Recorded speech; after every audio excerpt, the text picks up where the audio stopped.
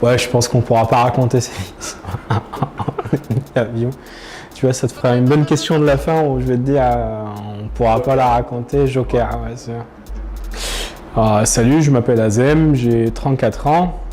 J'ai l'habitude de dire à 33 ans, le temps passe super vite. Je suis libanais, je suis né à Tripoli, je suis arrivé à Marseille en 2002. J'ai toujours été un mauvais bassiste, mais un passionné de la musique. Du coup, il y a un moment dans ma vie où je me suis dit, bon, un boulot normal, ça ne fonctionnera pas pour moi.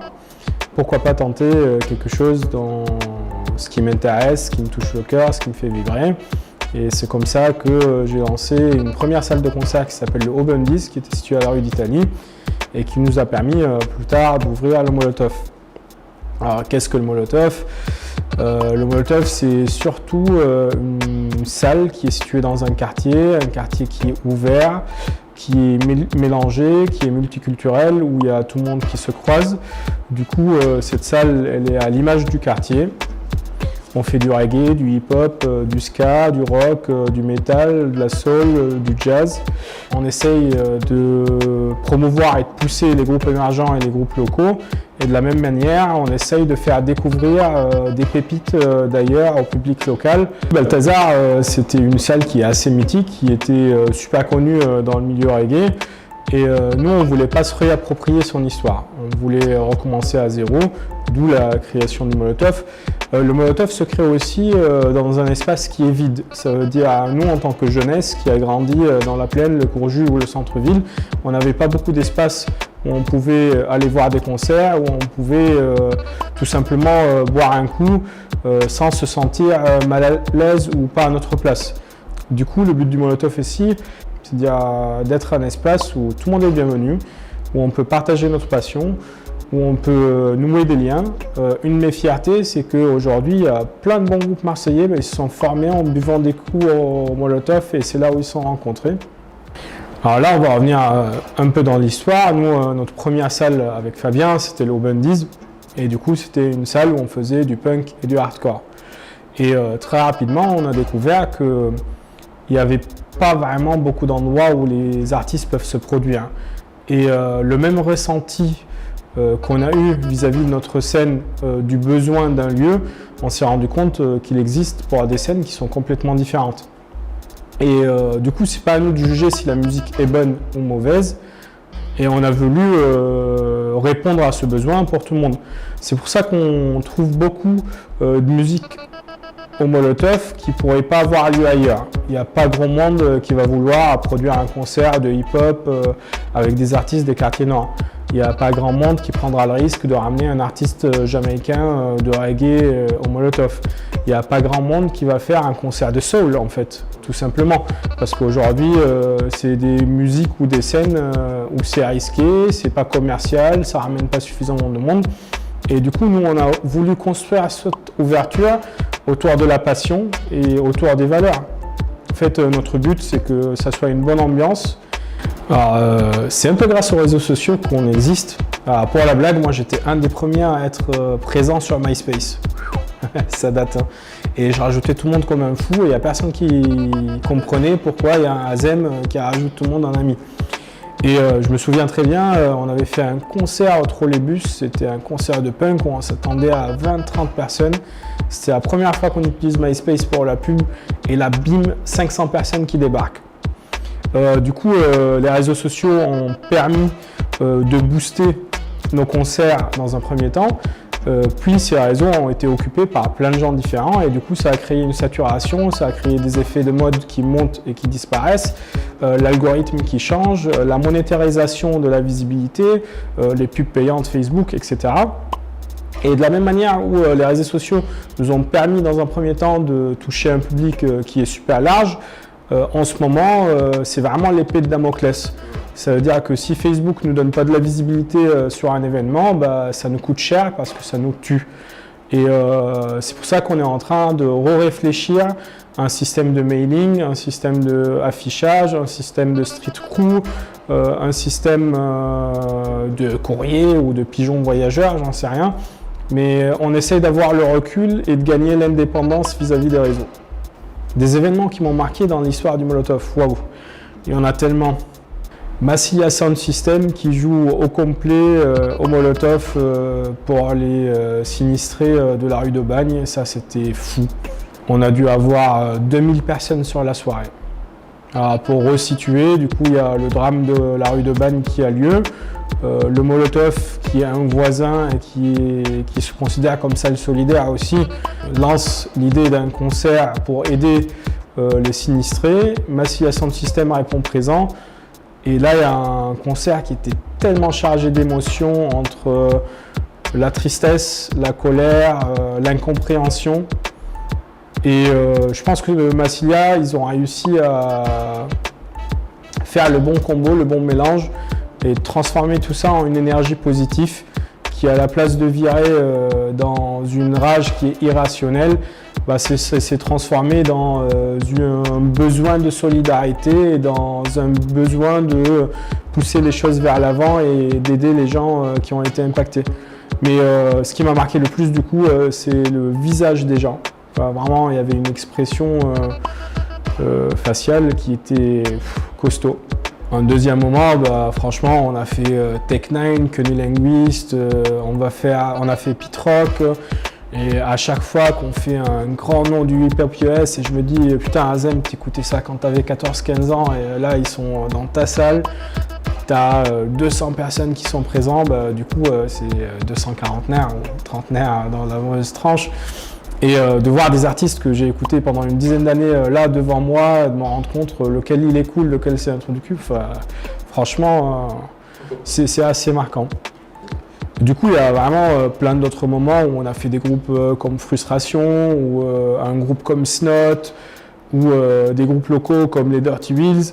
Et c'est un moment magique où il y a 200 personnes qui connaissent toutes les paroles et la salle se transforme en vague qui bouge et qui bounce. Et les gens en sortant te disent merci, et moi ça m'a toujours choqué de me dire bah non, c'est mon travail et c'est à moi de vous remercier d'être venu et d'avoir mis l'ambiance comme ça. Et tu te rends vraiment compte que tu as touché les gens et que tout le monde est sorti avec le grand sourire, quoi. Ça, c'est ouf. Et un autre événement qui est assez marquant de Molotov, c'est que du coup, il y a eu des couples qui se sont créés au Molotov et ça fait vraiment plaisir de voir des gens qui se disent on est mariés, on a eu un enfant et notre première rencontre a été chez vous parce qu'on est venu danser, parce qu'on est venu passer un bon moment et que ça s'est fait comme ça. Enfin, c'est assez touchant du coup.